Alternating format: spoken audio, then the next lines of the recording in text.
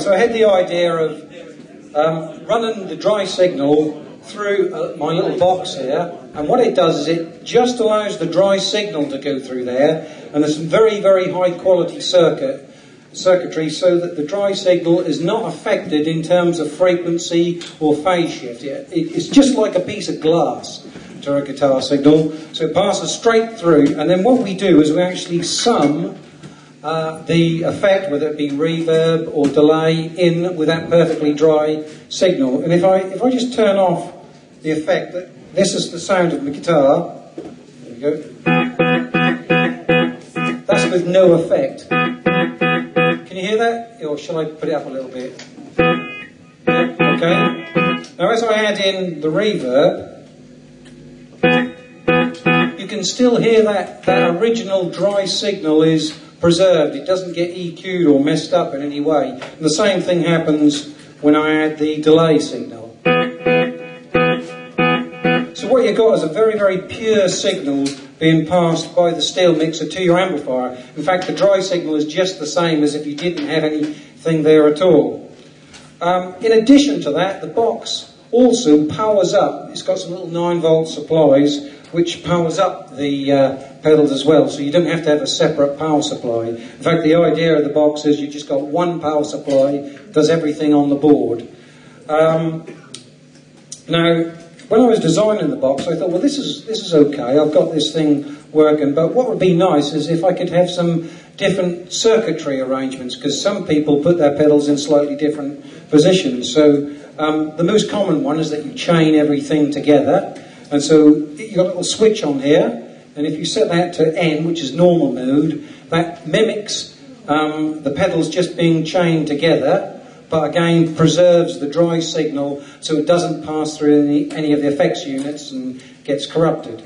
Then you can turn it to P, which is pre-delay mode, and that reconfigures and changes effectively the wiring between the pedals so that the delay pedal comes before the reverb to give you like a pre-delay. And then finally, by pressing this button on the floor, you get what I call double mode. And that's the mode that Dave Hartley uses and Bobby Seymour, people like that, to get this like doubling effect. Okay? So I'm just going to, if I just run through a few of these things on the steel, just to show you what it's doing. Actually, there's one other thing I forgot, which is probably one of the biggest attractions of it, is it puts your delay and reverb controls right here where you can get to them, so you don't have to stoop around and mess around. And that's basically it. And all of these bits and pieces can be mounted onto this plate, so you've got a nice simple thing. You turn up at a gig, you can just clip this under your guitar, you input lead, output lead to the amp, one power supply, and you're done and dusted. You've got a complete setup there. And that's it. So I'll just demonstrate a few of these bits and pieces for you.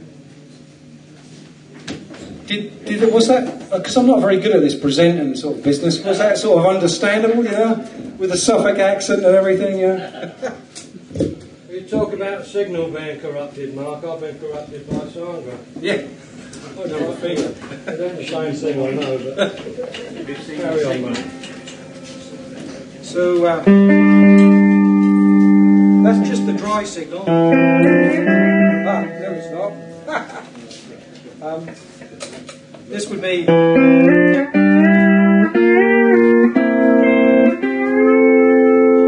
I can just add in a bit of reverb there.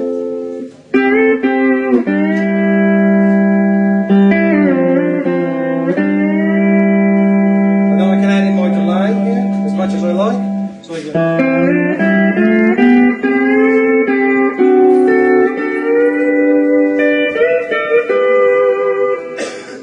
If I want to now say I wanted to go to the David Hartley type thing, okay, so we could do these. But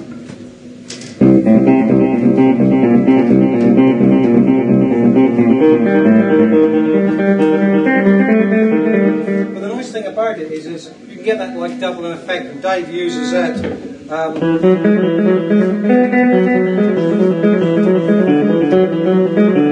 You heard him do that when he's doing the Orange Blossom Special.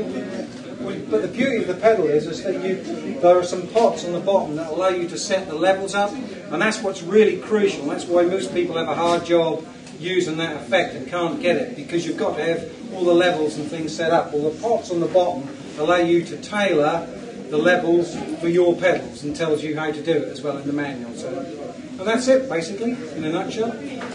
Can we get one in time for Christmas, Mark, and how much are they? Right, the Steelmixer, I mean, it's not cheap, but there's quite a lot in there. It's going to be around about £400, so it's not a cheap device, but if you want something which can give you all of these moods, and, you know, if you're in a live situation, you want to be able to record these sounds, it's a nice convenient package to do it, but it's going to be around £400, and I'll be making a batch of them just after Christmas, so it'll probably be 2 or 3 months after Christmas the first sort of production ones will be available. So.